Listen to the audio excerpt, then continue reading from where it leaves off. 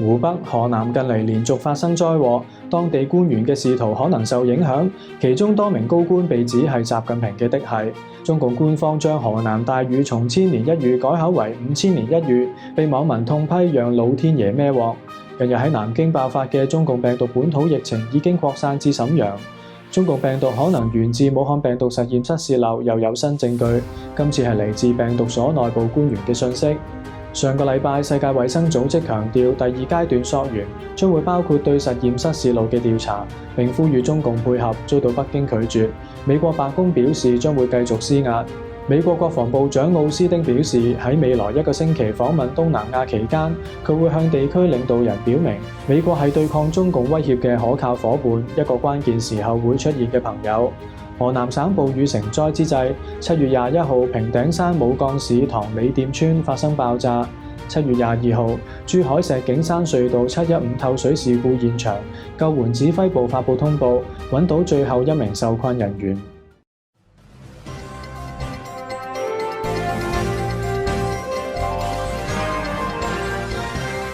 各位觀眾朋友，大家好，我係粵覽新聞主持人黃曉翔。今日係7月23號，禮拜五。以下係新聞嘅詳細內容。中共河南省應急管理廳22號通報話，近日強降水已經導致全省超過300萬人受災，33人遇難，8人失蹤，但數據引發外界質疑。同時民間仲質疑咁大嘅災難點解冇提前預警？道路積水已經深至腰部，點解地鐵唔停運？隧道積水點解1日之後先至救援？我哋冇政府咩？輿論壓力之下，中共交通運輸部22號發出緊急通知，要求吸取地鐵雨水倒灌事件嘅教訓，如果遇到非常規情況，應該及時停運列車，疏散乘客。香港明報22號發表署名評論文章話，河南省6月初啱啱換嘅省委書記劉陽生被視作習近平嘅嫡系枝江新軍嘅成員，被睇好明年中共20大上可以更上一層樓。枝江新軍係指習近平主政浙江時延攬嘅手下，枝江一詞借用咗習近平喺浙江任職期間發表文章嘅欄目名稱枝江新語。港媒文章話，劉陽生任職河南省委書記之後，河南先係發生奪命礦難，而家又遭遇曠世豪雨，佢真係要嘆句運交華蓋啦。文章認為，鄭州地鐵5號線水浸車廂事故引發大陸網民一片罵聲，千年一遇嘅豪雨係天災，但地鐵應變同埋搶救唔及時，就好難話唔係人禍。身兼河南省委常委嘅鄭州市委書記徐立毅，亦都係枝江新軍嘅一員。今次災害，徐立毅被指防汛失策。值得注意嘅係，上個月仲有1名枝江新軍成員，湖北省委書記應勇，因為十堰市場爆炸事故，亦都被推上問責風口。呢一場爆炸導致至少25人死亡，138人受傷，其中37人重傷。呢一件事唔單止令湖北省高層緊張，甚至亦都讓當時正喺度籌備中共100年黨慶嘅中南海高層極為震怒。6月20號，微信公眾號青島應急管理披露該事故係從風險應急處理不當演變為重大災難事故。調查結果顯示，事發之前民眾已經報警，但官方唔當一回事。中國網友對此痛斥係完全嘅人禍，一級接一級嘅不作為導致嘅悲劇。中共大外宣多維話，應勇因為喺武漢大疫當中主政湖北，所謂救火立功，被外界認為有望喺中共20大入京高升，估唔到突遭此事，平添不少仕途陰影。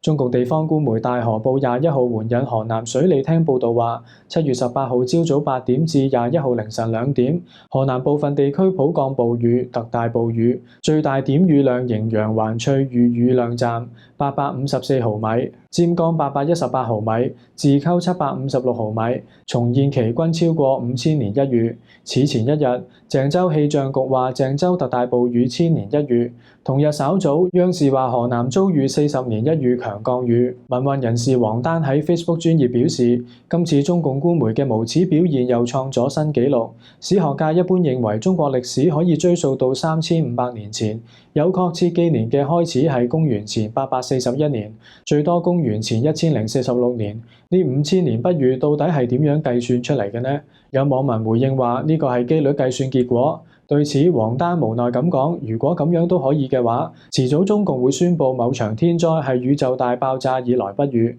時事評論員秦鵬發推文指出，中共官方係做好咗讓老天爺孭鑊嘅準備。有網友貼出1975年同今次河南暴雨嘅對比數據，顯示以小時、天同埋3天降雨量計，1975年都超過如今。亦都有網友話：唔好再講幾多年一遇啦，老天爺被長期冤枉都係會憤怒㗎，激嬲咗都係唔好嘢㗎。今次鄭州水災慘重，民間質疑唔單止因為降雨，更多嘅係因為常莊水庫無預警泄洪。鄭州官方微博鄭州發布喺7月21號凌晨1點發消息話，常莊水庫喺7月20號上晝10點30分開始向下游泄洪，截至20號晚9點34分，常莊水庫實時水位回落70厘米。翻查各級官媒喺20號上晝10點常莊水庫開始泄洪之前都冇任何預警。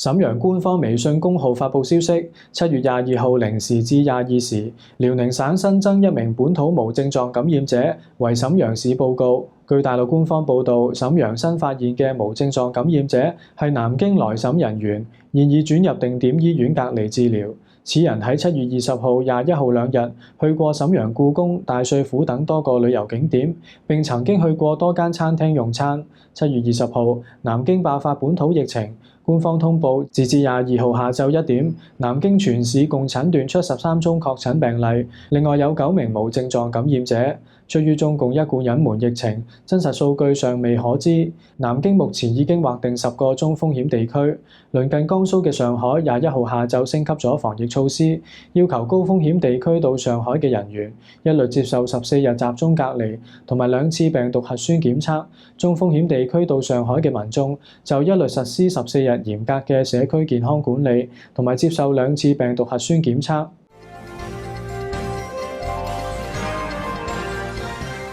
上個禮拜，位於華盛頓嘅非營利組織司法觀察發布消息，話該組織依據信息自由法，從美國國家衛生院獲得301頁該院同中國武漢病毒研究所往來嘅電子郵件，顯示2016年時任武漢病毒研究所副所長嘅袁志明致信俾美國國家衛生院官員，請求幫助尋找消毒劑，以對武漢病毒研究所 P4 實驗室密閉安全服同埋室內表面進行消毒。擔任武漢 P4 實驗室主任嘅袁志明喺2019年9月喺英文期刊《生物安全與生物安保雜誌》上發表咗一篇論文，其中話實驗室生物安全處於危險之中。佢解釋其原因係投資來源、隸屬關係同埋管理體系不同，呢一啲實驗室嘅實施喺達標同埋合作工作流程上面臨困難。佢喺論文當中斷言，武漢病毒研究所實驗室嘅狀況將會使安全隱患好難及早識別。羅格斯大學分子生物學家埃布賴特對美國之音話：呢啲係嚴重嘅問題，呢一啲問題可能同新冠病毒源頭有關。2020年7月，袁志明接受《科技日報》採訪時透露，喺佢領導 P4 實驗室研製新冠病毒疫苗嘅過程當中，最大壓力唔係科研本身，而係科研人員嘅疫情防控。報道話，疫情最嚴重嘅時候，武漢 P4 實驗室曾經拉響過3次警報，都係有人發燒、咳嗽，但報道話最後都係虛驚一場。報道引述袁志明話：當時我唔知道點樣做，嗰個係我最艱難嘅時候，亦都係壓力最大嘅時候。報道話，為咗排解心中嘅壓抑，袁志明只有寫日記，向螢幕傾訴自己內心嘅苦悶。疫情期間，佢寫嘅日記足足有50萬字。但究竟係乜嘢事情讓袁志明如此壓抑？袁志明講嘅疫情最嚴重，又指嘅係咩時候呢？美國之音認為呢一個問題嘅答案可能喺袁志明嘅日記裏面。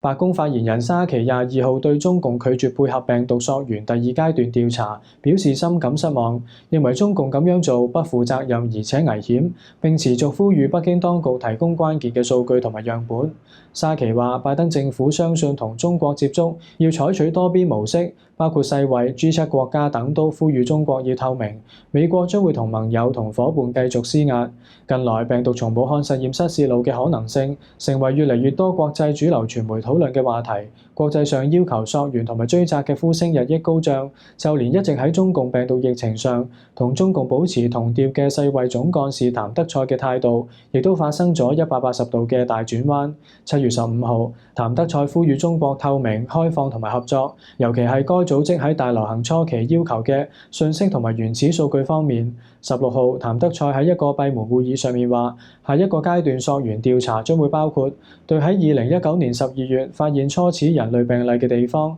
運行嘅相關實驗室同埋研究機構嘅審計。中共立即拒絕咗呢一個建議。中共外交部發言人趙立堅當日話，喺溯源問題上，聯合國嘅建議同中國嘅立場不符。20號，中共國家衛健委副主任曾益新話，我哋不可能接受咁樣嘅計劃。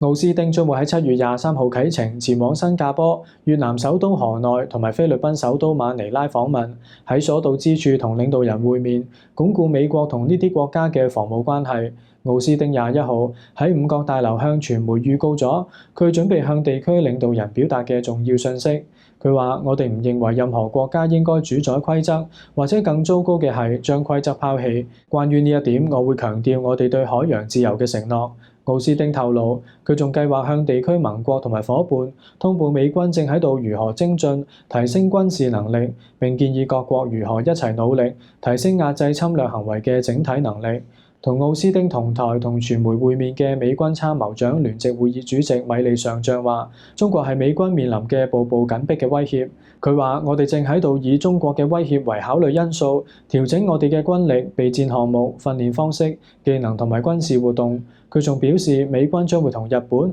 韓國、菲律賓、澳洲同地區其他盟友同夥伴密切合作，確保我哋有適當嘅能力應對未來可能發生嘅任何情況。多個東盟成員國嘅領導人曾經對美國參與地區安全事務公開表示歡迎。上個月，美國總統拜登訪問歐洲，白宮發言人沙奇喺一項聲明當中話：今次訪問將會凸顯美國致力於恢復我哋嘅同盟，重振跨大西洋關係，並同我哋嘅盟友同多邊夥伴密切合作，以應對全球挑戰並更好地鞏固美國嘅利益。隨後，國務卿布林肯再次出訪歐洲多國，向盟友呼籲團結就是力量。有分析認為，以美國為首嘅對抗中共嘅聯盟已經形成。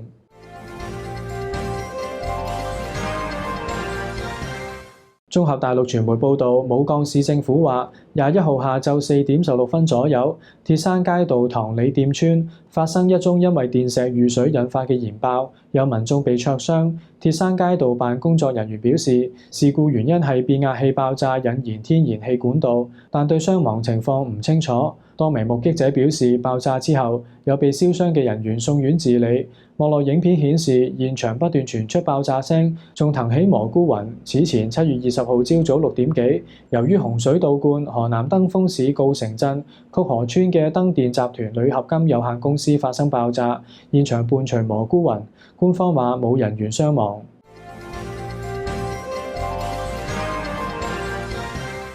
據中共官媒報導，廣東省珠海市石景山施工隧道15號3點30分左右發生透水事故，導致14名施工人員被困。22號12點17分，救援人員喺事故現場發現並確認最後一名遇難者。